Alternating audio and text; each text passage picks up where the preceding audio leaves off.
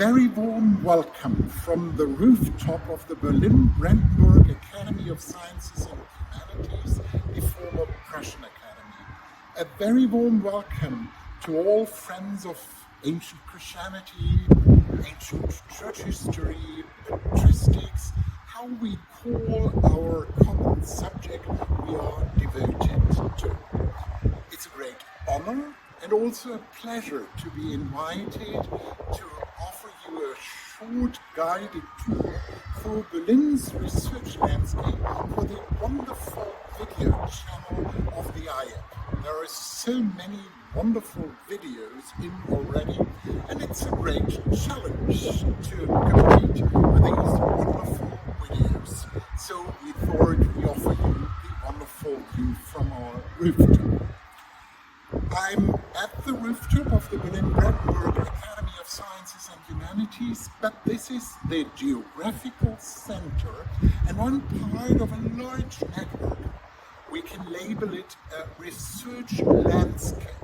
It's a landscape with an island, you will see, a landscape with an island and certain hills, and also a wide landscape of research institutions devoted to the research not only in early Christianity, but also in Imperial Roman time, in the wider Roman Empire, in the neighbor landscapes of the Roman Empire, the South, China. So it's a research landscape of institutions which are bound together to a quite interesting network, which are doing research together, inviting guests from abroad for research, commonly inviting those guests in the institutions. And I will now start to explain you a little bit some parts of the network, not all the parts of the network. That would be problematic for the framework of such a short video.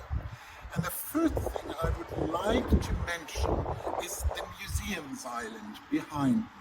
The Museums Island, in a verbal sense of the word island, the river Spree is the river surrounding the island. And at the island we have the wonderful complex of the Berlin museums, and especially those museums of ancient cultures with the wonderful Pergamon altar, or the market gate of Milet, or the wonderful collection of late antique and Byzantine objects of art, or the diptycha, or the wonderful menorah of the synagogue of Milet, or the Ravenna mosaic, which was originally brought from Ravenna for Berlin's cathedral, which is also behind me, but then brought into the museum. And these museums help us not to deal with ancient Christianity and all the neighboring cultures and religions in the framework of the Roman Empire and neighboring landscapes from a pure textual perspective. After the material turn, and also before the material turn, study of antiquity is only possible if we look for the material remains, for archaeology, those wonderful excavations, for texts, for manuscripts, and now, quite interesting, this is also done in the Berlin Landscape Network, the research in historical genetics, and the Nobel Prize winner of this year, Svante Pääbo, is a member of the Academy. So it's a new and widened up basis for historical research. And mentioning archaeology, we have not only the museums presenting excavations of former time and now trying to negotiate with the regions from where we have taken the remains of ancient cultures and to come into a new relation to these cultures, but there is also the German Archaeological Institute, more from me to the left, which is to the right, the German Archaeological Institute, which is the institution doing actual archaeological research in a lot of places and ancient sites interesting for the study of early Christianity and religious, political and social context, Pergamon, Rome, Miletus. There are lots of excavations, and also the quite interesting North Africa excavations, Shinto and other places, quite interesting for the study of the way the Roman Empire was dealing with prisoners. This is, for example, one of the newer excavations of the German Archaeological Institute. Now I could mention also a lot of institutions. Two I must mention. These are the two Berlin universities, the classical, traditional university of the 19th and 20th century, now labeled Humboldt University, where I am the chair of ancient Christianity, but also the newly established, newly after 1945, second Berlin University, the Free University, also with quite interesting research in medieval history, ancient history, classics, and other disciplines, and also the Technical University doing research in questions of urbanization and the urbanization of late antique Syriac sites like Rezafa, for example. And all these institutions we cover or bind together, we are building up as a network, which is named the Berliner Antike Kolleg. And the Berliner Antike Kolleg is doing common research, is inviting guests, is offering doctoral programs. So this is quite interesting for younger researchers watching our wonderful video channel of the AIEP. This is offering the Berliner Antike Kolleg, but also the Berlin-Brandenburg Academy, the former Prussian Academy of Sciences and Humanities, is doing research in the field of antiquity, the wonderful inscription projects and other things, and to get a little bit closer into closer contact with these research projects, I would like to invite you for a guided tour, a short guided tour through our academy building, and please follow me for such a tour now in the floors down under the roof terrace of the academy.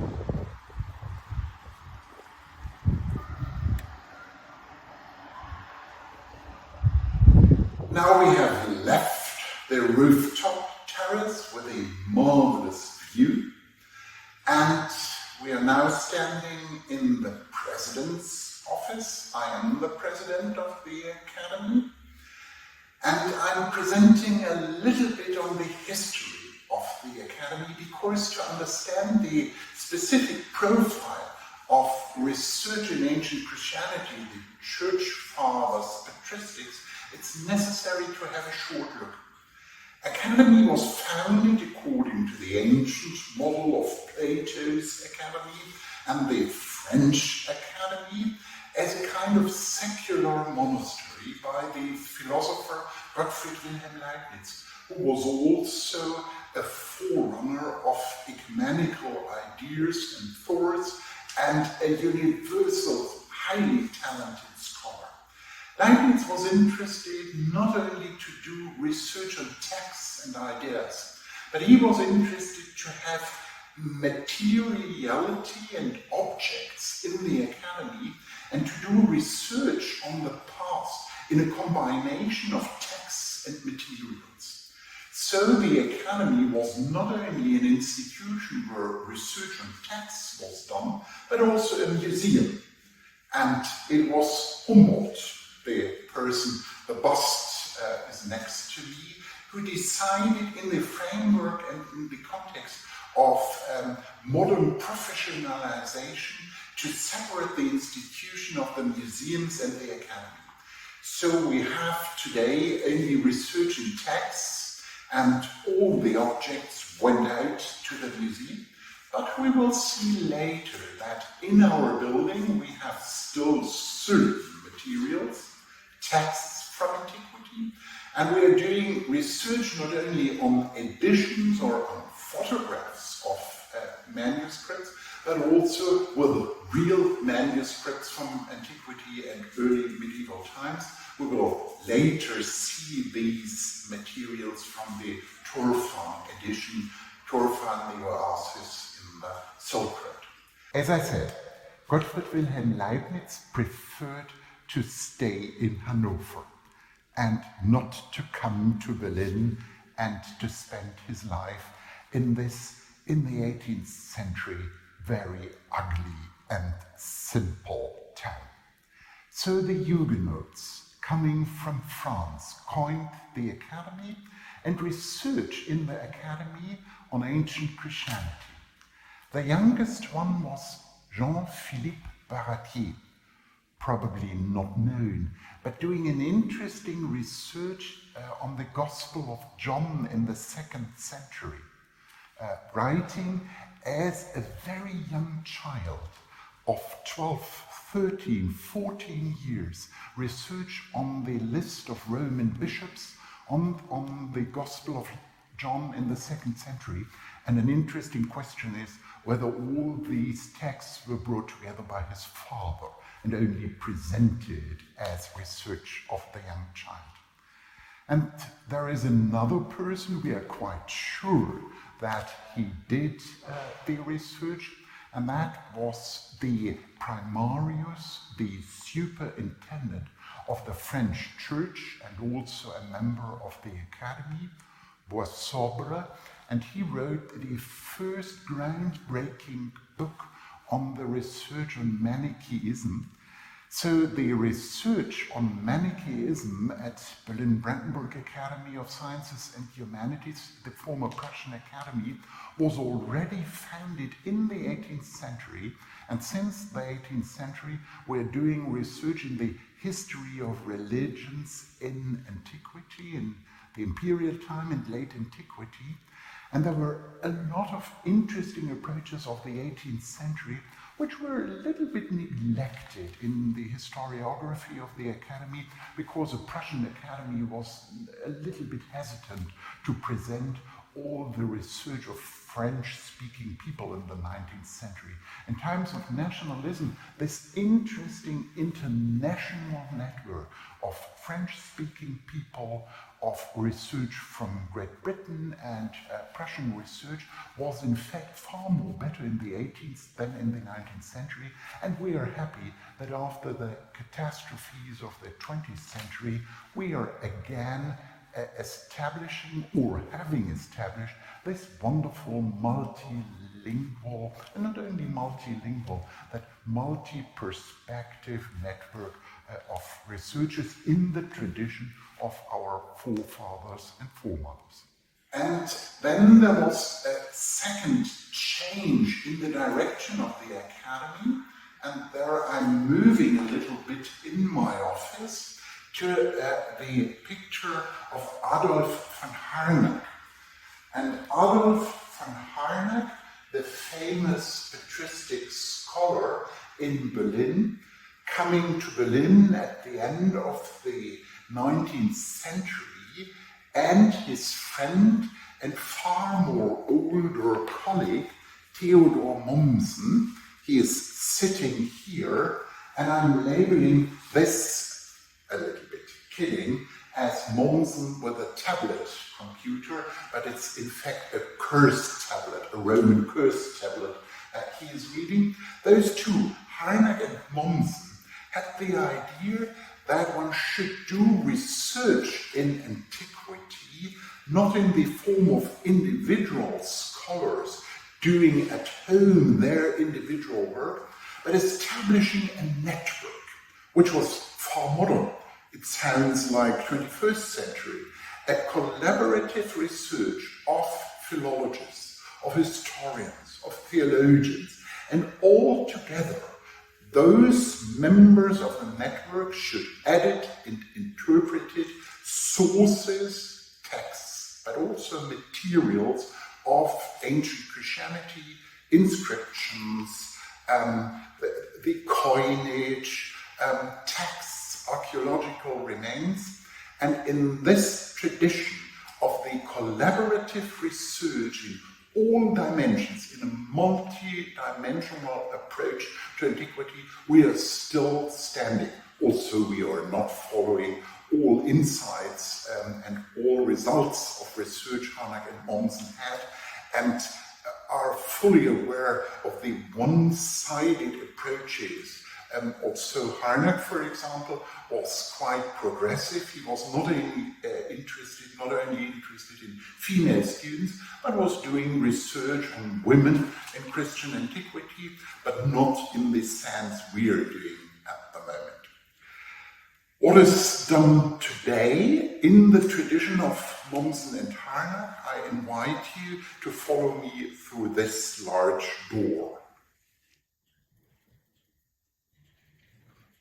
In the 19th century, there was obvious not only networking, but in the framework of nationalism, the competition between nations.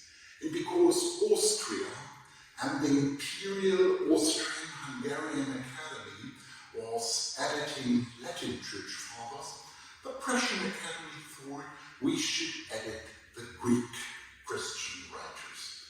And so Harnack established the until today continued series of the Greek Christian writers, interestingly deeply coined by certain ideas he had as theologian.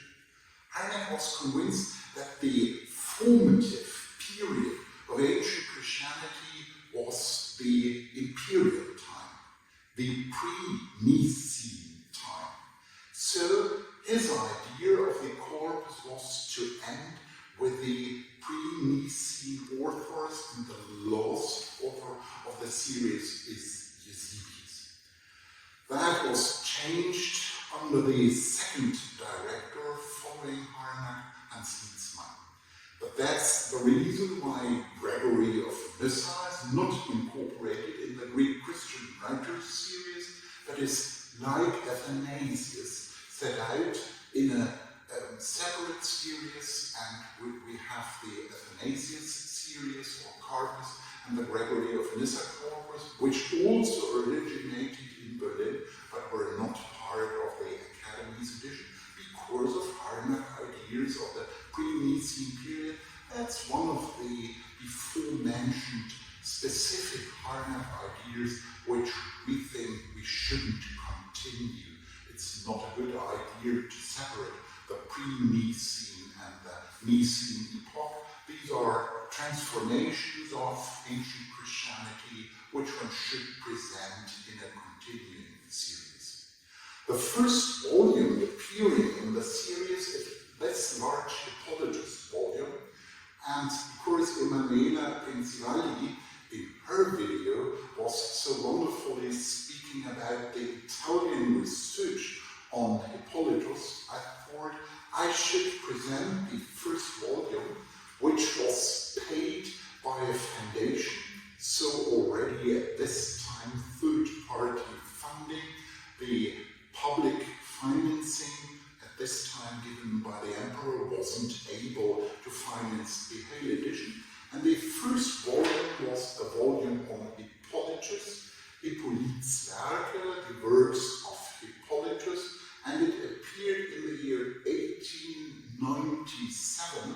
And Harnack had the wonderful idea that in 50 years it would be possible to present all Greek Christian writers in the series and in the collection texts and research, Texte und Untersuchungen, all the German translation of remainings of the pre-Nicene Greek texts which survived in the Christian so-called Christian Oriental languages.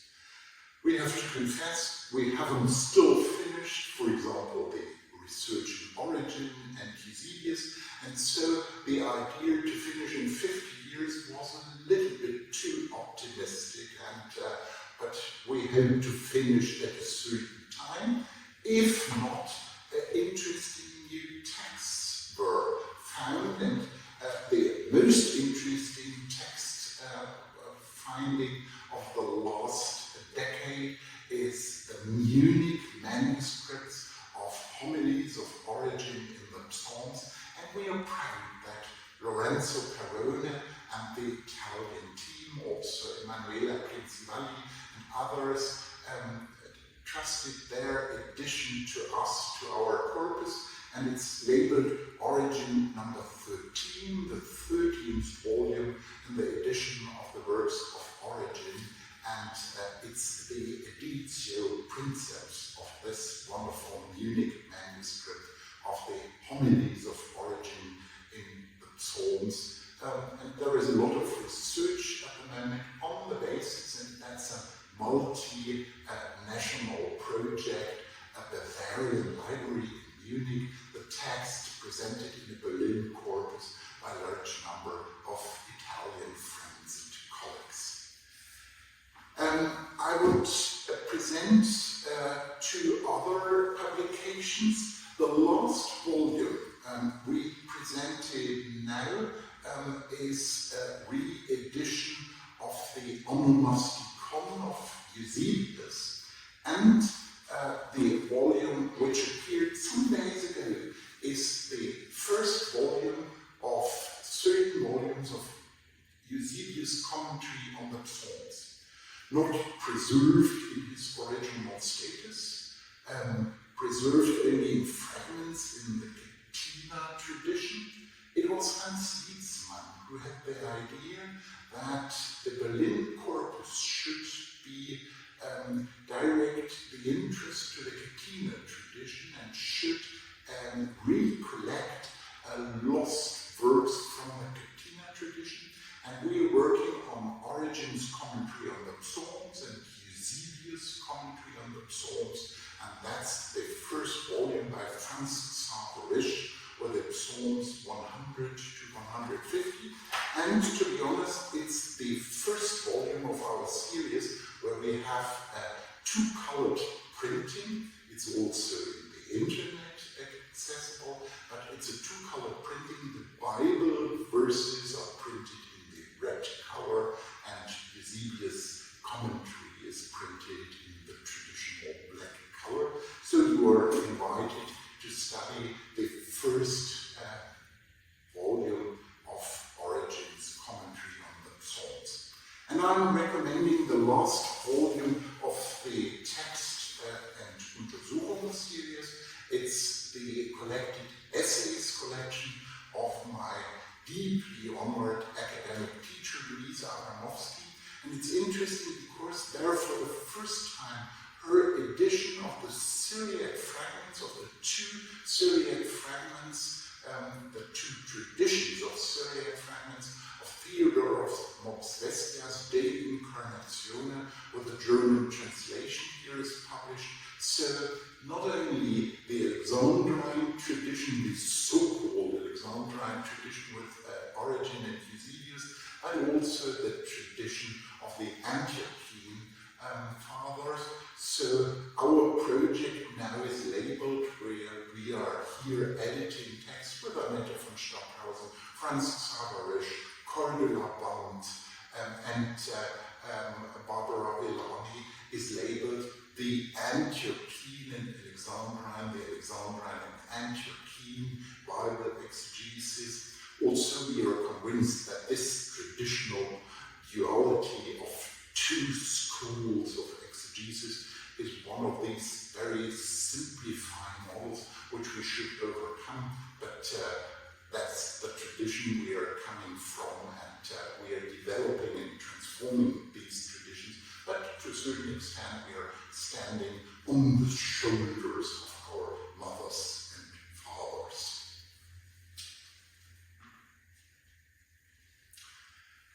One thing we will, at the end of our short video phase, is something I would like to present here. That's a modern copy of the sold-out volume of the Chronicle of Eusebius, and especially the Armenian version. And when looking to the Chronicle, there is something quite interesting. Eusebius is presenting certain chronologies in columns. He's doing a synchronization of different possibilities to count the years and to arrange the years. And the interesting thing is that we have lines not only separating each column from another, but are also certain lines in the horizontal way arranging the text. And this is something which I will talk a little bit longer at the end of our video. And now I'm inviting you to accompany me for a short visit in the Turfan project in the edition of certain texts of the Silk Road. After the German Turfan expedition, a lot of texts, fragments, larger parts of texts came to Berlin in the year 1912 and were edited by members of the Turfan project of the Prussian and then of the Berlin-Brandenburg Academy. And I thought to show you that these are material objects, not only texts in books or texts in the internet. I should show you two of the fragments. The first fragment I'm holding in my hands is a hymn in the Parthian language from the 3rd century in the wonderful Manichaean script. It's a Manichaean text. And looking to this wonderful glossed fragment, so that one is able to read both sides of the fragment, you see the wonderful and careful design of these Manichaean texts. There are also illustrated texts, famous illustrated texts, but also this text is done in a careful, wonderful way. And the hymn, the text, I shall translate from a German translation because I'm not able to translate myself the Parthian language. And that's the beginning of a hymn. And the author of the hymn is proclaiming, I'm a thankful pupil. I'm coming from the land of Babylon. I'm an outspring of the land of Babylon, and at the gates of truth I was standing. I'm a young pupil which went away from the land Babylon. I'm away from the land Babylon that I can bring a call, that I can call to the world, and I'm asking you, the gods, all you gods, forgive me my sins because of grace. And that's the end of the hymn. That what I have translated because of the wonderful work of our collaborators is taken from this text. And we have a second text from a gospel book. That's a text from the Gospel of Luke in the Sogdian language, but in a East Syriac, which we labeled before Nestorian script. It's a text from the Gospel of Luke in the Sogdian language from a Syriac monastery on the top of the hills of the oasis Turfan at the Silk Road. That's something quite interesting, that Turfan was a not only cultural but also multi-religious place where Nestorians, Manichaeans, Buddhists and all these religions were living for certain parts of what we from our Western perspective would label early medieval times, were living together in peace, but had also debates and battles, and there are many Christian texts, but also quite interesting Manichaean texts. And at the Manichaean texts and in the Manichaean text, one can observe a quite interesting Buddhization, where the Manichaean religion, which came up in the Persian Empire and is designed in North Africa as a Christian Manichaeism, here is in certain texts designed as a Buddhist Manichaeism. The interesting thing is here you can see that in our academy we are not dealing only with text but also with the materiality. It's doing things after the material turn, and the material turn here in Berlin happened far more earlier than at other places. We are dealing with these texts which I have in hand, and you are cordially invited. There is a wonderful web page to follow the wonderfully digitalized images of these texts. Now we continue and moving to the President's office. Research in antiquity was not limited to the series of the ancient Greek Christian writers. The Academy, the former Prussian Academy, the Berlin-Brandenburgische Academy, has wound up at the beginning of the 20th century the research to a kind of industrial scale. That was the idea of Mommsen and Harnack, to copy models of the industrial companies for research in antiquity. And so, as we have seen, the Turfan edition was started in the year 1912.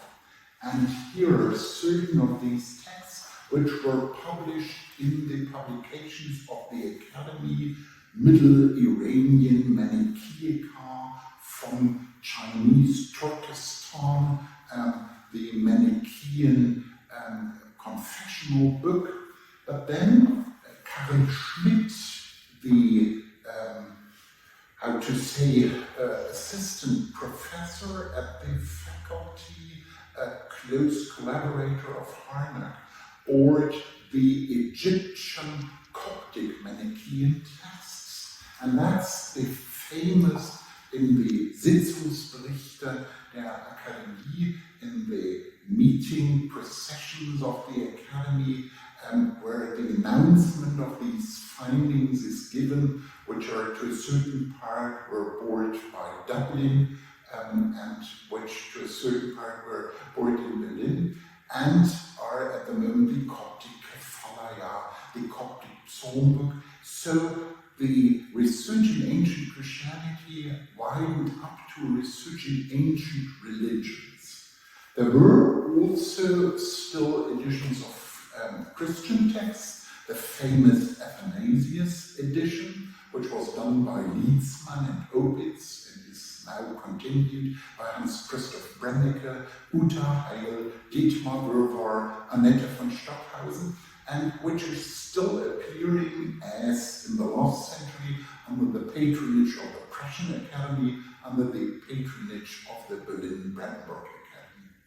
So the interesting thing is, here we have a collaboration of theologians doing research in ancient Christianity,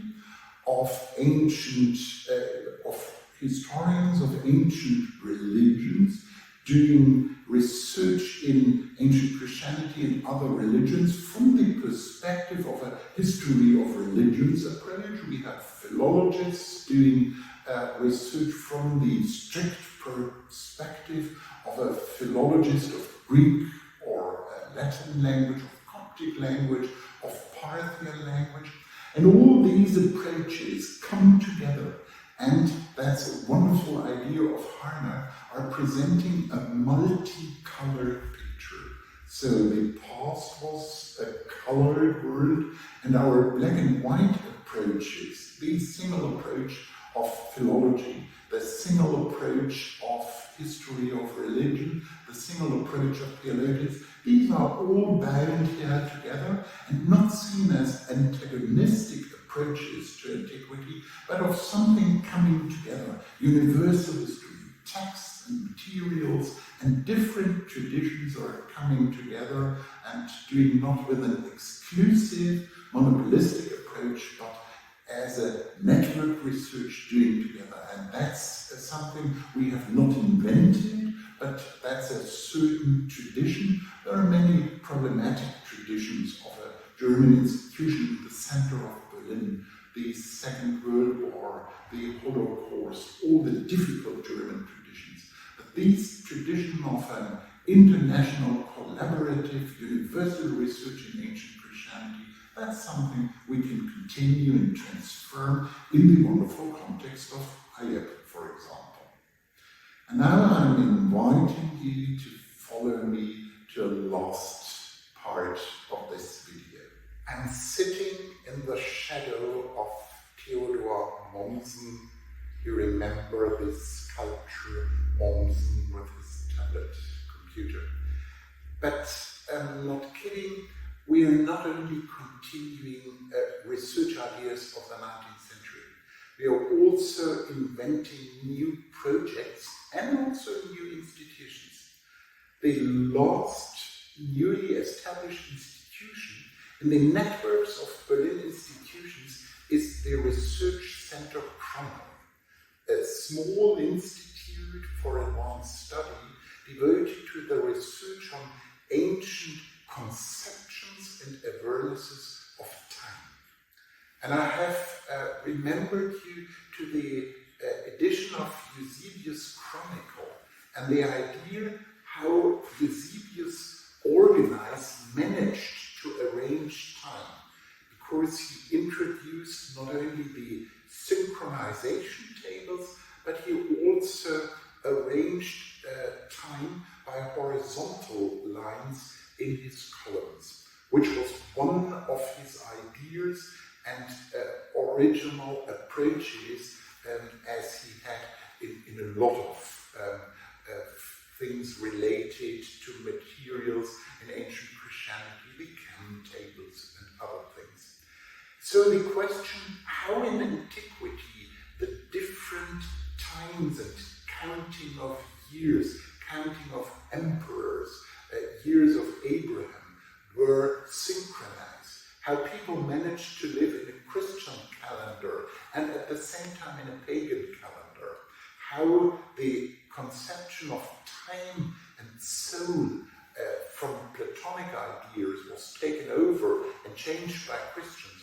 These are questions we are dealing with in our research center Chronoy, with a lot of invited fellows spending some months, some weeks, some years in our center with us. And so it's not only a Berlin network, but a worldwide network. You are cordially invited to come to Berlin to apply for Chronoy and to join our research. There is also a wonderful webpage of the Chronoy Center. And something we are also studying in Berlin is the relation between ancient Christianity and Judaism, the formative period where our today's entities of Judaism and Christianity were established, the interesting epoch of fuzzy borders and unclear identities. There is a quite traditionally established but newly reformed Institute for Church and Judaism, which is especially devoted to those questions. So we are trying to develop the situation in Berlin, but always devoted to the idea of a universal approach, text and materials, different backgrounds, theologians, historians of religions, philologists, historians, because ancient Christianity is such a wonderful, multi-perspective, multi-colored world, and I love to have not only the colors I have in my portfolio, but to add the lots of colors of colleagues and friends. So a warm welcome to Berlin. Please visit us here at the institutions.